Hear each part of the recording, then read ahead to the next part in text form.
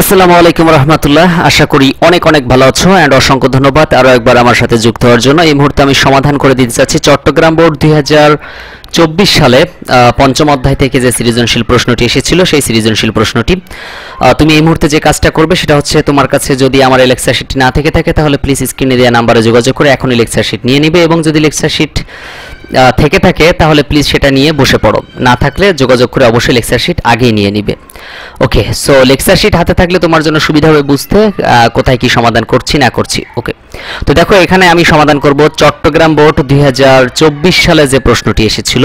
খুবই সহজ একটা প্রশ্ন, এবং এই প্রশ্নটা আশা করি তোমার জন্য খুবই গুরুত্বপূর্ণ হবে। অ্যাসেম্বলি ভাষা কি এটা একটু পড়ে নিবে।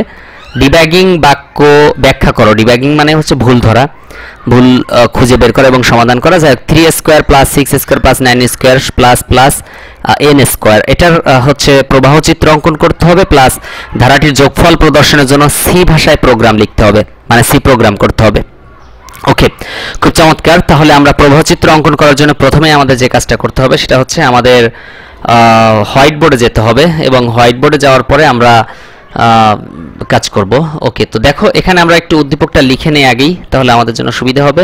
তুমি একটু মনে রাখো 3 square plus 6 square plus 9 square, 3 6 9 এভাবে n পর্যন্ত। তো এটা ফ্লোচার্ট অঙ্কন করতে হবে। প্রথমে আমরা যে চিত্রগুলো দরকার সেগুলো একটু দিয়ে নিই। প্রথমে আমরা এভাবে স্টার্ট করব, তারপর আমরা প্রবাহ দিকগুলো দিব, ইনপুট নিব, এই কাজগুলো আমাদের করতে হবে। তো আমি এখন যে কাজটা করব সেটা হচ্ছে এখানে প্রথমে ইনপুট এর কাজটা, ইনপুটটা নিব। ওকে, ইনপুট নেওয়ার পরে তারপরের কাজ হচ্ছে আমার ইনপুট নেওয়ার পরে তারপর আমাদেরকে কিছু মান আইডেন্টিফাই করতে হবে, মানে এটা প্রত্যেকটা অঙ্কে করতে হয়। তারপরের কাজ হচ্ছে আমরা সিদ্ধান্ত নিব যে আমরা যেটা অঙ্কটা করছি সেই সিদ্ধান্ত একটা সেখানে তো আছে, তবে এখানে একটা কানেক্টর মাঝখানে রাখতে হবে। সেটা পরে তুমি যখন অঙ্ক বারবার সমাধান করবা তখন আমার মতো এরকম বলতে পারবো, অঙ্ক সমাধান করা অবস্থায় বিভিন্ন অঙ্ক সমাধান করলে তখন বলতে পারবো যে কখন আমাদের কানেক্টর লাগবে কখন লাগবে না। ওকে, তো এখানে আমাদের যেটা করতে হবে একটা কানেক্টর, ওই শর্ত থাকতে হবে এখানে। ওকে, সেই শর্তটা এখানে দিলাম। তারপর এখান থেকে ইয়েস হলে প্রিন্ট করব আমরা সামেশন বা এস। ওকে, তারপর এখান থেকে যদি নো হয় তাহলে আমরা পরবর্তীতে আরও যেই পদক্ষেপগুলো নেওয়া দরকার সেগুলো নিতে হবে।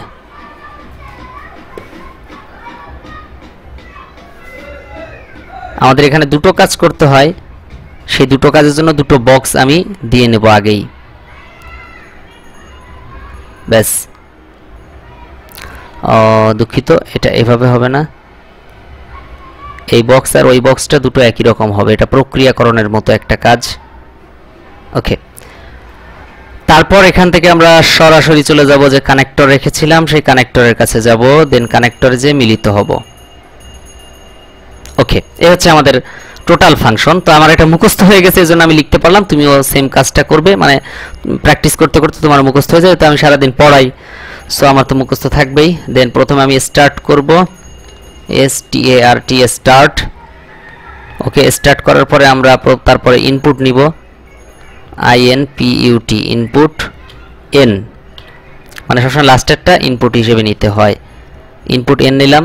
তারপর দুটো কাজ, প্রথম সংখ্যা ছিল I = 3, দেন আমাদের কাছে যে যোগফল আছে সেটা সমান 0। যোগফল সবসময় 0 হয়, এবং ওখানে প্রথম সংখ্যা যেহেতু 3 স্কোয়ার, সো প্রথম সংখ্যা কত 3, প্রথম সিরিজ। I মানে সিরিজ বোঝায়, প্রথমটা বিশেষ করে আমরা লিখে থাকি, প্রথমটা 3, তারপরে 6, তারপরে 9, আর আমাদের কাছে 0 আছে হচ্ছে যোগফল। এবার আমরা কানেক্টরের এপাশে এসে এখানে প্রথম সিদ্ধান্ত নিব যে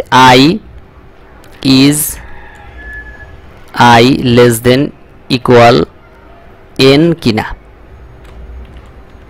ওকে, I less than equal n কিনা সেই শর্তটা এখানে বসাবো। দেখছো এখানে কিন্তু আসলে ঘরটা আর একটু বড় হওয়া দরকার ছিল, তাহলে আরো ভালো হইতো। ওকে, is I less than equal to n কিনা, যদি হ্যাঁ মানে I less than equal n মানে হচ্ছে n এর সমান অথবা তার চেয়ে ছোট কিনা। যদি হ্যাঁ হয়, যদি ইয়েস হয় হ্যাঁ ছোট, তাহলে এখন আমাদের কাজ করতে হবে। সো এখানে কি হবে, ইয়েস হলে তারপরে আমরা 3 করে বাড়াবো, I = I প্লাস 3 মানে 3 6 3 এর পর 6 আমি বলি একটু খেয়াল করো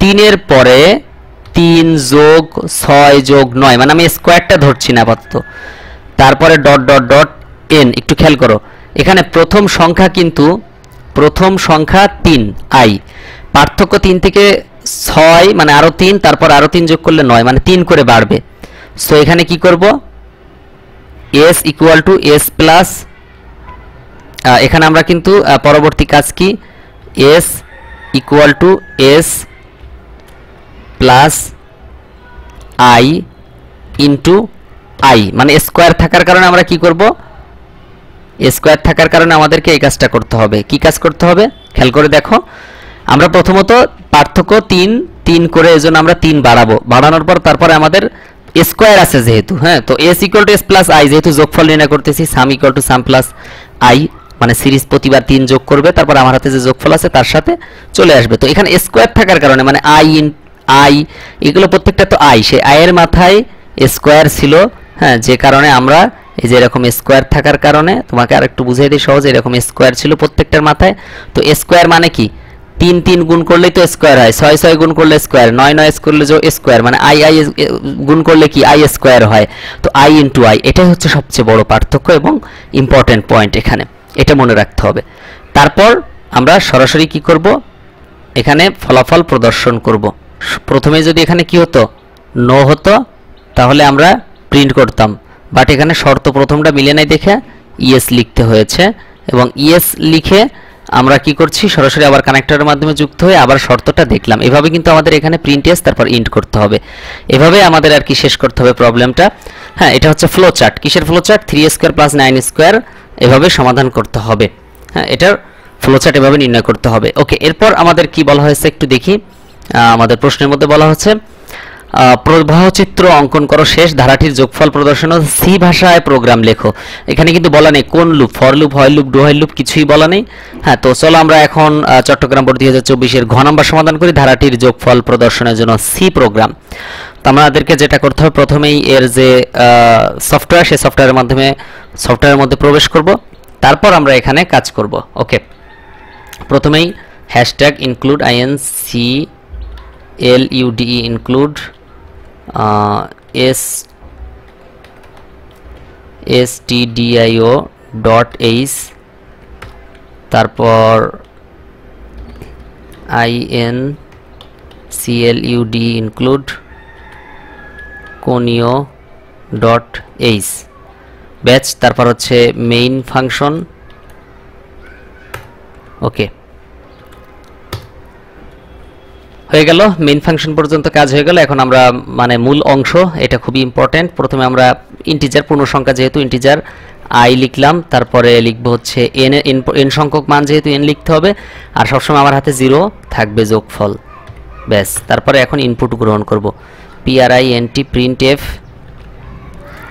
semi inverted comma enter the value of n এর মান গ্রহণ করব সেমিকোলন লিখব তারপর scn scanf দেন এখানে আমরা স্ক্যান করে দেখব মডুলার ডি যেহেতু একটা মান গ্রহণ করছে এখানে এজন্য একবারই লিখব মডুলার ডি দেন এখানে কাজ করব মডুলার ডি তারপর হচ্ছে আমরা গ্রহণ করলাম n এজন্য এখানে লিখব and n হ্যাঁ বিন্দু মাত্র ভুল করা যাবে না ভুল করলেই কিন্তু এটা শেষ ওকে তারপর আমরা ফর লুপে সমাধান করব ফরের মধ্যে আমাদের অনেক কাজ আছে ফরে প্রথমে i মানে প্রথম সংখ্যা কত i ইকুয়াল টু 3 সেটা লিখতে হবে তারপর সেমিকোলন বসাতে তারপর i less than equal n then semicolon দিতে হবে তারপর i equal to i plus 3 মানে প্রতিবার পার্থক্য কত 3 3 এজন্য 3 করে বাড়বে ব্যাস এখানে হয়ে গেল ফর লুপের কাজ